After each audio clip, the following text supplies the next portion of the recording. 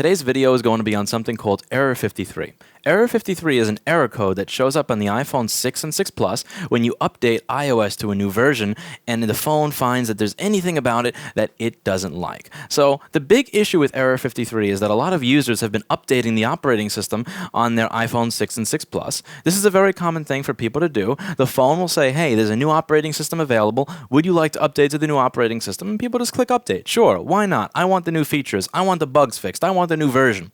And the problem with Error 53, the problem with the iPhone 6 and 6 Plus is that when you update the operating system from the older version to the newer version, you actually risk bricking the phone. I'm not talking about going to XDA developers and going into the forums and loading a custom ROM that was made by a bunch of 16-year-olds onto your Android phone and then it dies. I mean, the manufacturer, Apple themselves, is actually pushing this update to your phone and it bricks it and it kills it and it ruins your data. Now, this is not because of any particular type of corruption. This is not because in the update, you turn the phone off in the middle of the update, or the battery died, or your phone is water damaged, or any bullshit like that. You could take a fully functional iPhone 6 with a full battery plugged in, do this update, and it will give you Error 53 and be dead when you're done with it based on what the iPhone scans when it's done. So Error 53 comes up based on hardware errors. So if for any reason the iPhone 6 does not like anything about its hardware, it senses that something is different than before, even if it was a 100% fully functioning phone, it will be dead. And the problem is, not only will the phone be dead, but your data will be gone. You cannot do anything plugging your phone into the computer to get that information back once your iPhone 6 or 6 Plus shows Error 53. You are fucked. Your data is gone. Your documents are gone. Your baby pictures are gone. Your messages from your dead spouse are gone. And if you were to go to an Apple store with a case with $1 million in cash in that case and say, "Genius, I bought this phone at this store. I paid full retail price. I never got it liquid damage. You can open it up and see. Here's $1 million. Please get my data off of this phone. Please unbrick this thing that you have bricked for no reason." They cannot help you. And this is serious bullcrap. So the way that Error 53 started is with the home button. So for those of you that have not been following along, ever since Touch ID was released, Touch ID is something that can only be programmed by an Apple store. Touch ID is that thing on the home button that allows it to read your thumb so that you can sign into the phone using your thumb.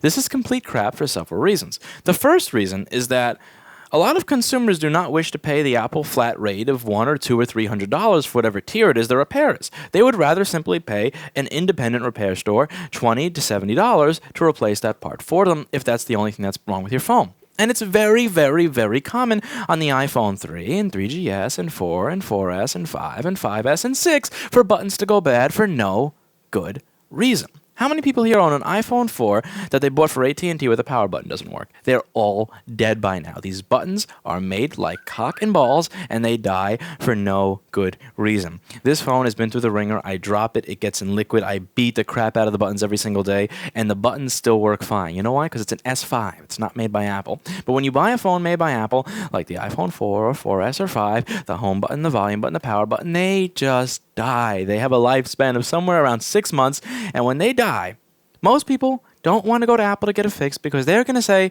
oh, out of warranty replacement, $200, and nobody wants to pay $200 for a button. Totally understandable. So you want to go to an independent store, but the independent store cannot replace your button.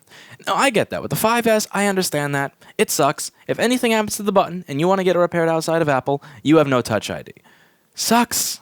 Bullshit, but people live with it. But here's where the bullshit starts. On the iPhone 6 and 6 Plus, you replace that home button, or you replace anything about that home button, and the user goes to update their phone.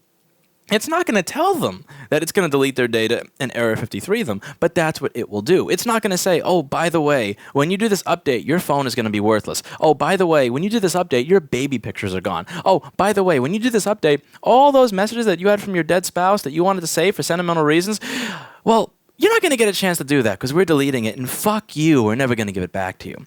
And that's a big problem. See, if you're going to hold the user's data hostage because of this spiteful crap, at the very least, you should make mention of that prior to them installing the update. So the reason I mention this kind of spiteful behavior is because this is the type of spiteful behavior that's been very, very typical of Apple and for the last 5 or 10 years. No independent repair shop, you cannot buy parts from us. No independent repair shop, you cannot have schematics or board views or any information on how to program an SMC or any information on where to source SMCs with programming so that you can actually repair our products even when we ourselves do not want to. So one thing to know about the Apple Store, one thing to know about the Genius Bar is that very often they don't want to repair your problem. Their motivation is to sell you a new device. And the entire reason that there are millions of little repair shops flourishing and making stupid amounts of money is because Apple themselves do not treat their customers well when it comes to out-of-warranty repair.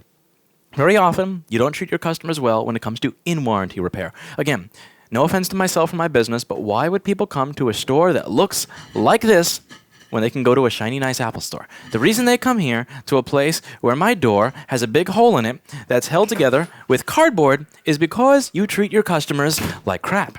And if you didn't treat your customers like crap, they wouldn't be here in the first place. And the entire reason behind all this shit is that if customers get their screens or their home buttons or anything like that replaced outside of Apple, they get fucked. Now, here's why this is really bad. So this entire issue with spite has mainly been an issue to repair technicians. So Apple's spite has affected repair technicians. It makes my job harder. It makes getting parts for your device harder. It makes me supporting your device harder. But it's never something that's really directly affected you.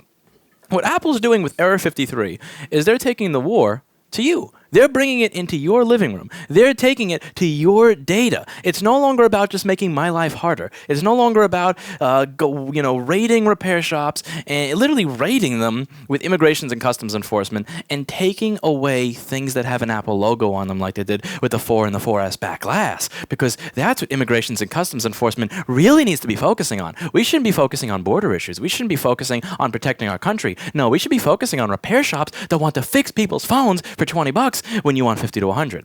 No, the issue here is this constant spite, and the problem here is that you're now taking it to the end user. Why is it that the end user should be punished because you want to spite end repair shops? Why is it that the end user needs to lose their documents, needs to lose their business plan, needs to lose their sentimental photos and messages from their family members because you are spiteful pricks? It makes no sense. So if you as users actually go out there and buy the 6S, if you go out there and buy the new iPhone, what you're doing is you're supporting Error 53. You're supporting a company's right to say, you know what?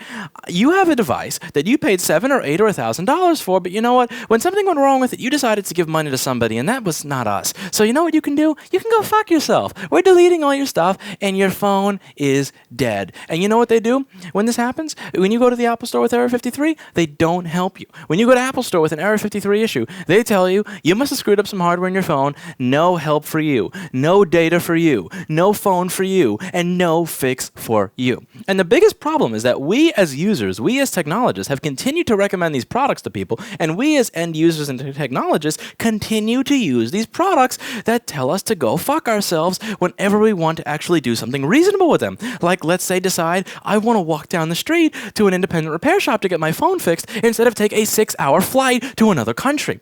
So this is one of the things that a lot of people don't think about when they're talking about Apple and warranty. A lot of the things that people don't think about are that these products are very popular, so they get sold in countries where there are no Apple authorized service providers. I was reading a forum the other day where somebody said, can you give us any other tool that we need to reprogram this so that our customer can have Touch ID? And they said, no, go to an Apple store. And his polite, kind response was, the closest Apple store to me is a $1,500 6-hour flight away. Do you have any better solution? And this is the world we live in. We don't live in a world where you can sell millions of products and only support them out of one small region. We live in a world where people are buying products from everywhere, and they expect support everywhere.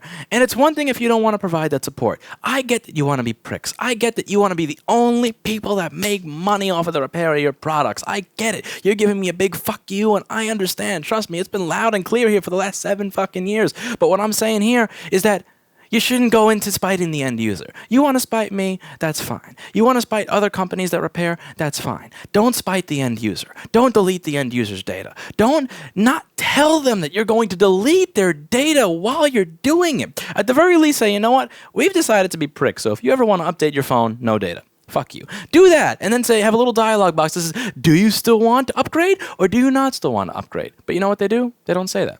They don't say a word to you before they go about destroying your phone, bricking it, and removing the data. Now, the part where it really gets messed up is that this is not an issue that is just with the home button, because this was universally considered to be an error that only came about when you changed the home button on an iPhone 6 or 6 Plus to a different one that was not original.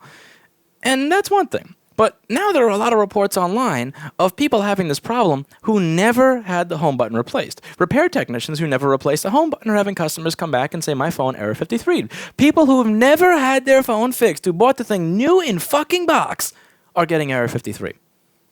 And this is crap. And this is real bullshit that needs to be addressed. You cannot release a phone that, when updated, goes to check if the user ever had the phone fixed somewhere other than Apple, and then screws them. If you're going to error 53 somebody, you got, again, even if there's some sick, twisted part of our government that supports Apple's right to error 53 you got to give notice that you're going to error 53 them. You have to give notice that you're going to be taking away their data and their life before they backed it up. And you don't. And it's bullshit, and it's wrong, and for some reason you get away with it because you have a ridiculous amount of money, and you shouldn't, and it is wrong, and I hope to God that somebody someday puts you in your place and punishes you for the bullshit that you perpetrate on your end users.